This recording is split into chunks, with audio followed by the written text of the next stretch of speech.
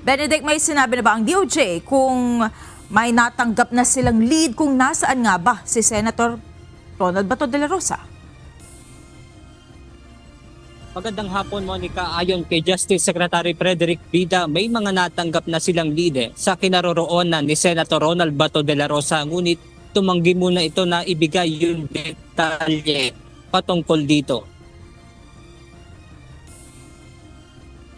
Kinumpirma ni Justice Secretary Frederick Bida na may go signal na ang Philippine National Police at National Bureau of Investigation para arestuhin si Senator Ronald Bato de la Rosa.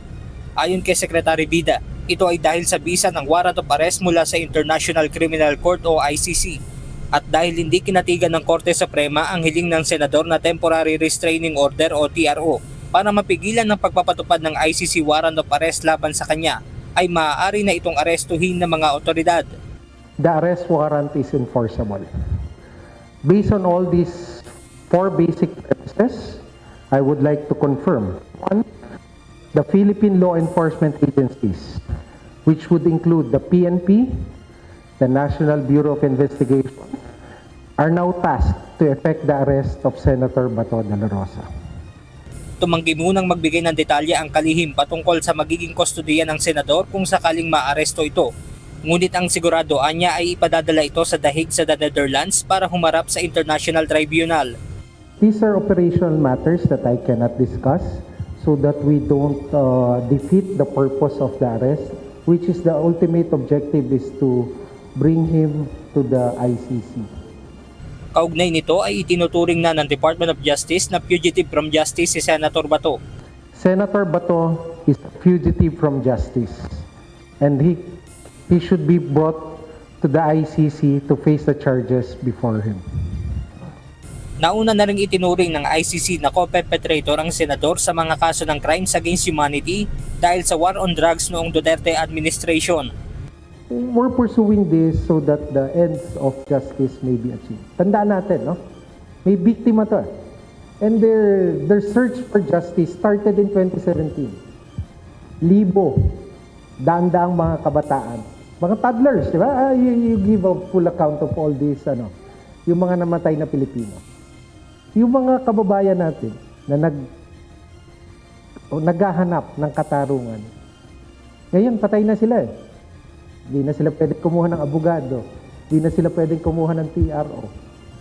Samantala, nanindigan naman ng DOJ na dumaan sa proper channel ang warrant of arrest mula sa ICC bago ito ipatupad laban kay Senator Bato. The government, the DOJ, stands by its position that there was coordination among different branches.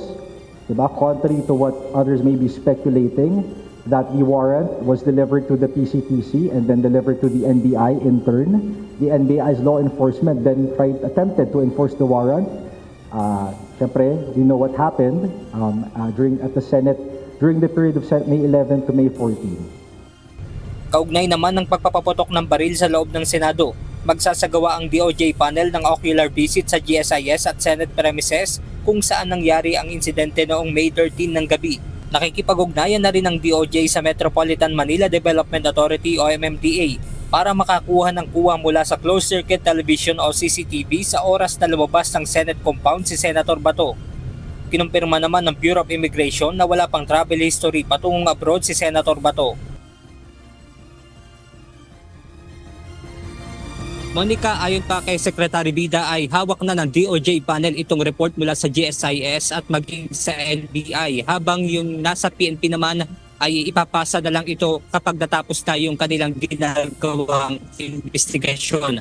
At sa mga oras din ito, Monica, ay wala pang ibinibigay na pahayag ang mga abogado ni Senator Bato de la Rosa patungkol nga sa utos ng DOJ na arestuhin ang naturang senador.